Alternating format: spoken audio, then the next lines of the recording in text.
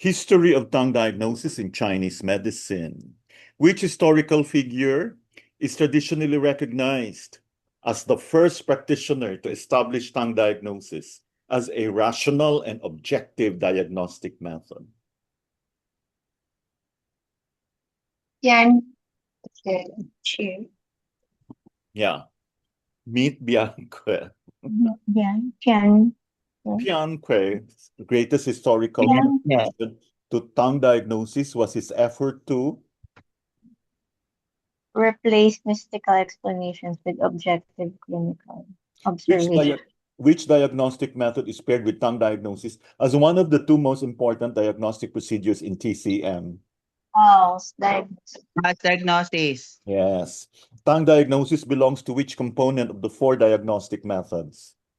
Observation and inspection. In TCM, the tongue is primarily regarded as a mirror of Mirror of Internal internal organs. which physiological substances are reflected by tongue diagnosis? Qi Qi, blood. blood, yin, yang, pathogenic factor. The earliest systematic references to tongue diagnosis are found in which classical medical text? Huang Dinaging. Which of the following was not discussed in the Huang Tinei regarding tongue diagnosis? Digital tongue imaging. Of course. Taon na wala namang ganyan. Although incomplete. Yun talaga dila natin. Ever modern. Oo, magkakamali ka pa man naman doon. Although incomplete as a diagnostic system, the Huang Ti, so hindi siya complete ha, you cannot just rely on the tongue. The Huang Tinei primarily contributed The theoretical foundation of tongue diagnosis. Yeah, and I think you're already very good at that, no?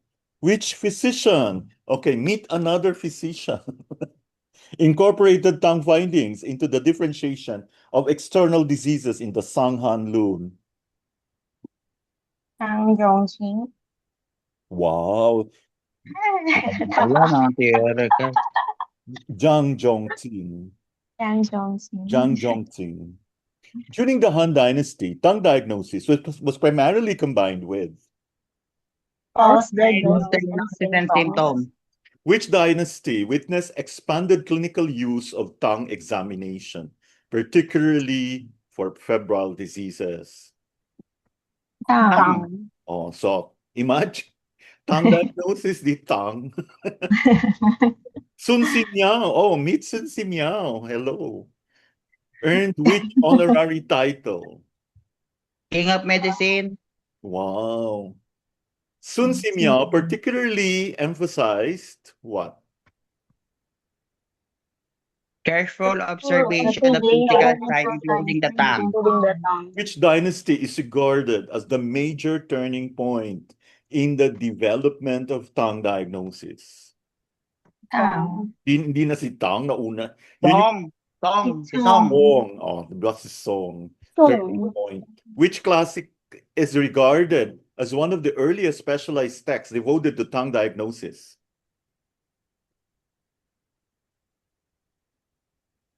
Tukaloka. Longest. Ao Okay, Xing longest. Han Qi. Wow.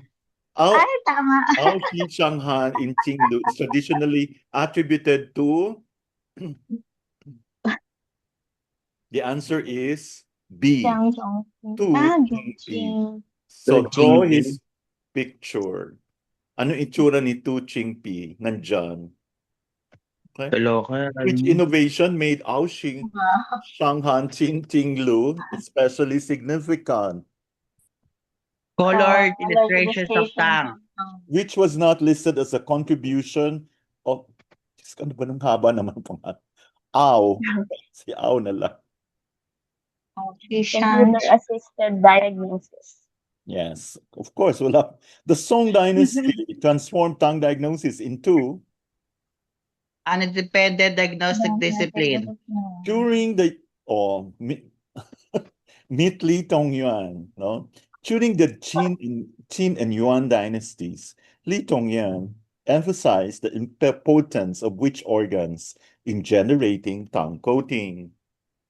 Spleen and stomach. Okay, every time Stomach. you look at the coating, you remember the face of Li Tongyan. O, di ba? True Dancy is associated with expanding the knowledge of Ye deficiency manifests by red tongue with little coating. hmm. Mm. So pag nakita mo yin deficiency, yan yung mukha ni Go. Shu Danshi. According to Ju Danshi, which tongue appearance most strongly suggests yin deficiency? Red tongue with Red tongue with little glitter or no coating. Which dynasty witnessed significant growth in tongue diagnosis literature? Ming. Ming. Sa mga, ibig sabihin marami ng books, no? Ming. During the Ming Dynasty, which advancement most improved diagnostic precision? Separate analysis of tongue body and tongue coating. Which Ming Dynasty physician is credited with compiling detailed tongue illustrations and descriptions that improved pattern identification? Endo lang. Yan. Wow, kilala mo siya. Wala pala. During the Ming Dynasty, which diagnostic distinction became increasingly emphasized? Tongue body versus tongue coating. Which pattern differentiation became much clearer during the Ming Dynasty? Heat, cold, deficiency, and excess. Educational atlases of tongue appearances became especially popular during which dynasty? So marami ng literature. Marami ng libro. Ming. Timing. Yeah, Ming. Tongue diagnosis reached a refined level during the Qing dynasty, primarily because of advances in Worm disease theory. that's which When- physician do you know him? Which physician used tongue changes to monitor the honestly. progression of febrile diseases through different Andrew. levels of the body, just like what we're doing now. So that you should remember the face. Li Dongyan. No. Yeah. Yeah. Yes, Touch you me. Ay, Yes, wow. You've met him na. Okay, go. How about Pu Tong? Pu Tong. Principal historical contribution. Ano? Nasa ano to eh? Tigputog sa Developed worm. tongue diagnosis within worm disease theory. Wow. Which advancement became important during the Qing dynasty?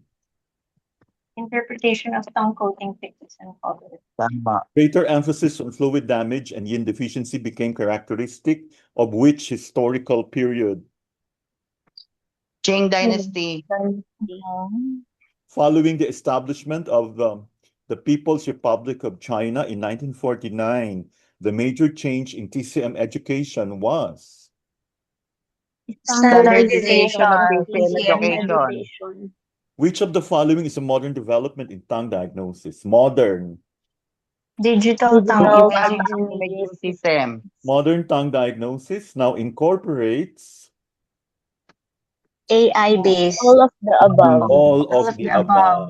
Okay. The above. Current research in tongue diagnosis increasingly focuses on correlating tongue features with Biomedical condition. today tongue diagnosis remains One of One the of world's the most world's widely widely used used TCM TCM diagnostic method. which historical period is associated with the first specialized tongue diagnosis manuals? Si Song Dynasty. Song. Which dynasty is associated with the development of organ and pattern correlations? Yan si ano yan. Jinjuan. Ay, wow. Close kayo. Close kayo. Okay, go. Which period emphasized detailed tongue atlases and classifications? Ming. Which period is Ming. identified with refinement through worm disease theory? Ito yung kanina. Ying Dynasty. Qing Dynasty. Ying Dynasty. Which era introduced standardization? Parang malabo yung mata mo, no? Kailangan mo na ng Chiuho. Which era introduced standardization, photography, and AI-assisted tongue analysis? Modern. Modern What is era. considered the single most important historical turning point in tongue diagnosis? The Song The Song Dynasty. Dynasty. Why is the Song Dynasty regarded as a turning point in the history of tongue diagnosis? It produces the first dedicated tongue diagnosis text and illustration. Which sequence correctly orders these historical developments from earliest to latest? Hantang Song Modern. Wow. Hantang Song Modern. Which Hantang. physician is correctly matched with his historical contribution? Zhang Zhang Zongjing, Zhongqing. differentiation of external disease using tongue signs. Okay, close sila. Zhang Which of the following chronological pairings is incorrect? Qing Dynasty. First colored tongue illustration. Wow. So anong dynasty lumabas yung tongue illustrations? Ming. Okay.